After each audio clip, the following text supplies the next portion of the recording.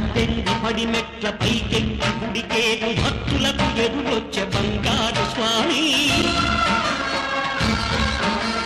ఇరుముడులు స్పృశించి శుభమును